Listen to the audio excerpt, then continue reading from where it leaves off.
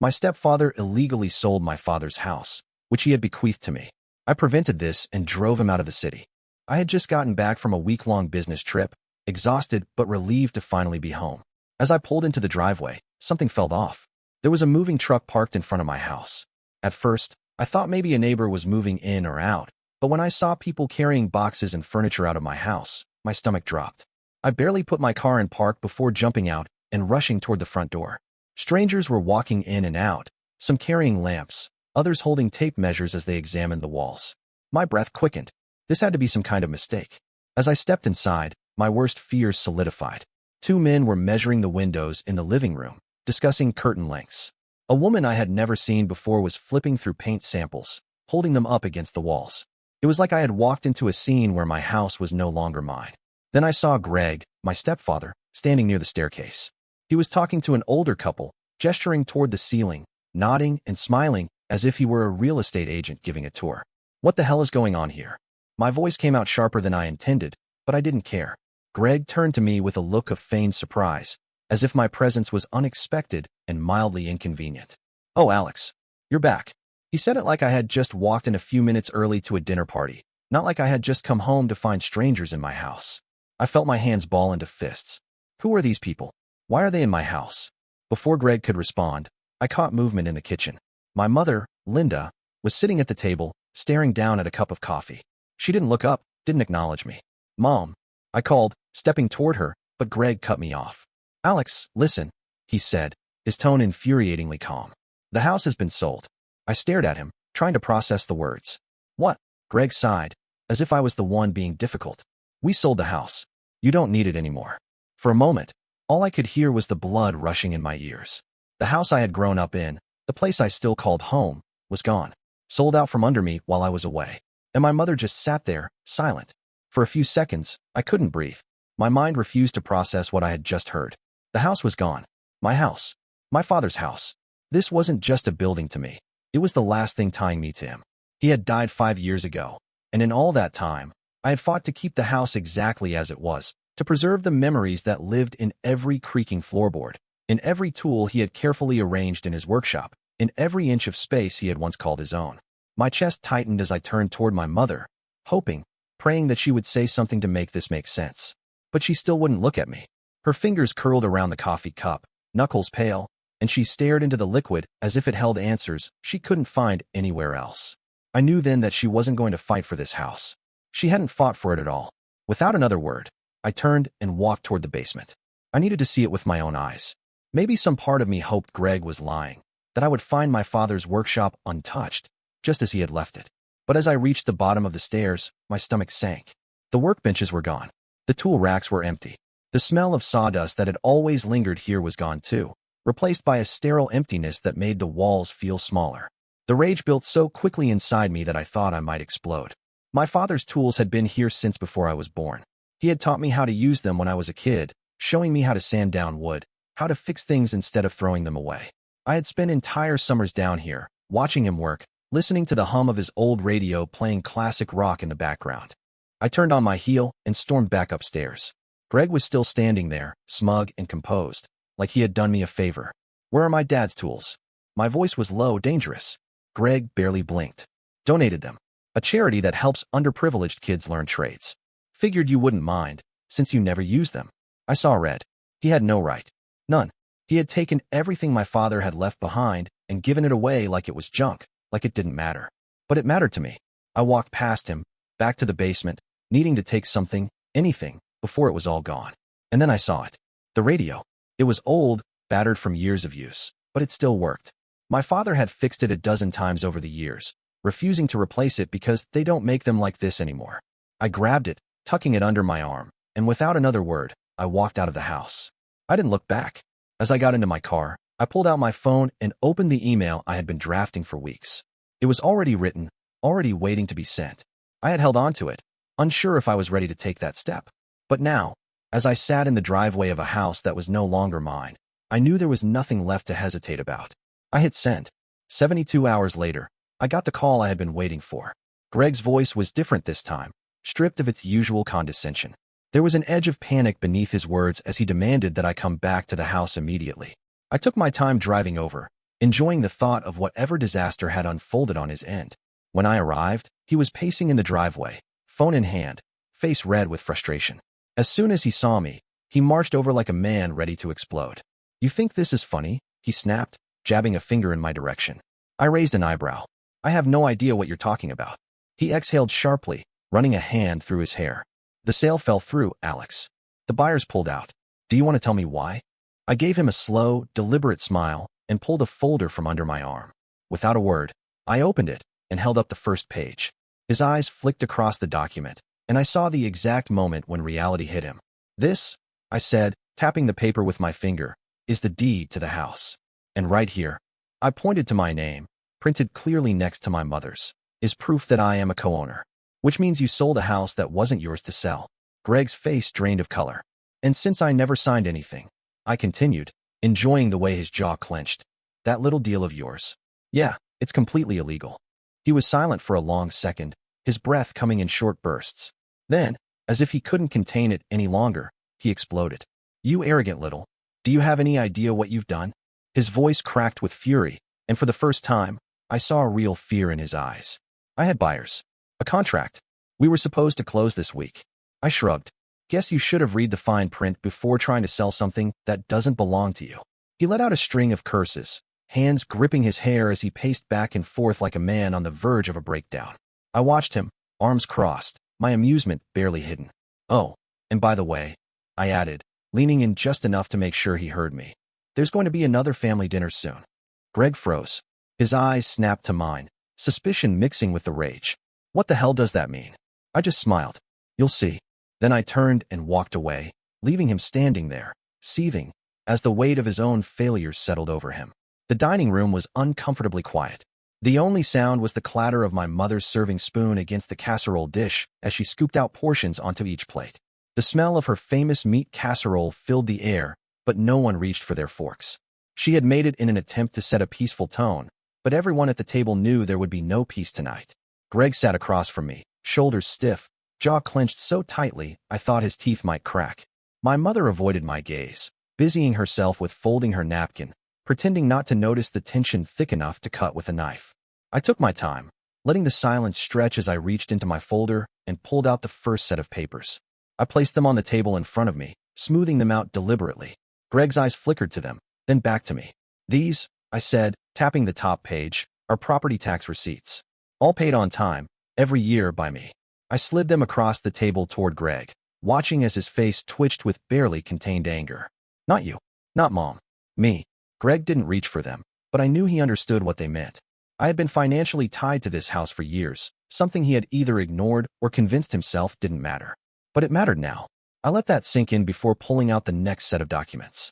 "And these," I continued, placing the stack of printed emails in front of me, "are communications from various real estate agencies." I gave Greg a slow, knowing smile. "You've been trying to get hired by different firms for the past 2 years. None of them wanted you." His hand curled into a fist on the table. I leaned forward slightly, enjoying the way his confidence was unraveling. "You're not a successful real estate agent, Greg. In fact, you're barely an agent at all." I turned to my mother, who still refused to look at me. "Did you know that? Or did you believe him when he said he had everything under control?" She swallowed hard, but said nothing. Greg's face turned a deep shade of red. "You think you're so smart, don't you?" His voice was low, seething. I shrugged. "I think I pay attention." He knew. He knew he was trapped. He had counted on my ignorance, on my absence, on my willingness to trust my mother to protect what mattered. But he had underestimated me, and now, sitting at this table, staring down at the evidence of his own failure, he had no way out. For the first time, Greg looked truly afraid. I let the silence settle, watching as Greg shifted in his chair. He was still fuming, still trying to figure out a way to twist the situation in his favor. But I wasn't done yet.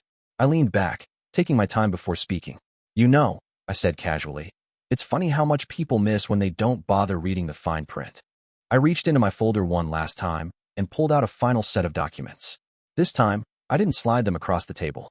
I just let Greg sweat as I continued. "I've been investing for a while now," I said, my voice calm. "You probably never noticed, but most of the rental properties in this neighborhood, they belong to a company called Leland Property Group."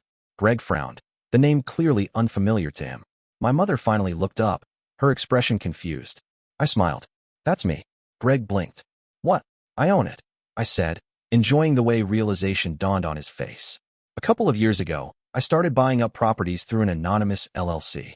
A few rentals here, a few more there. Over time, I ended up owning most of the leased homes in this neighborhood.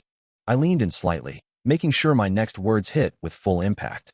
And since I own the majority of the rental properties, I also have the controlling vote in the homeowners association. The color drained from Greg's face. I didn't even try to hold back my smirk. And as of this morning, the HOA has blocked the sale of this house on the grounds that it would alter the architectural harmony of the neighborhood. I raised an eyebrow. Which means, Greg, that your little deal is dead. Permanently. Greg's chair scraped against the floor as he shot up, his hands trembling with fury. You manipulative little. I tilted my head. Careful, Greg. Losing your temper won't change the facts. His face twisted with rage. For a second, I thought he might actually throw a punch, but he must have realized how pathetic that would look. Instead, he let out a furious noise, barely coherent, and stormed out of the house. The front door slammed so hard that the walls shook. I exhaled slowly, then turned to my mother. She looked shaken, her eyes darting between the papers on the table and the door Greg had just walked through. For the first time all night, I saw something else beneath her usual quiet guilt. Relief. She let out a breath and slumped slightly, as if a weight had just been lifted from her shoulders. I waited, expecting her to say something. Maybe an apology, maybe an explanation, but she just sat there, staring at the table. Finally, she whispered, I didn't know. I studied her face, trying to decide if I believed her. Maybe she really hadn't known about my investments, but she had known what Greg was doing. She had let him sell my father's house right out from under me. I did, I said simply, standing up and gathering my documents. I tucked them back into my folder, feeling lighter than I had in days. And that's why I made sure he couldn't win. She didn't stop me as I left. A week passed before I heard the news. Greg was gone. My mother had finally done what I thought she never would. She filed for divorce. I didn't hear it from her directly. One of the neighbors mentioned it in passing, saying they had seen Greg packing up his things in a rage, shoving boxes into his car with the kind of fury only a man who had lost everything could have. He hadn't even said goodbye. That part didn't surprise me. Greg had always been the type to stay where he had control, where he could manipulate people into doing what he wanted. The moment he lost his grip, he ran.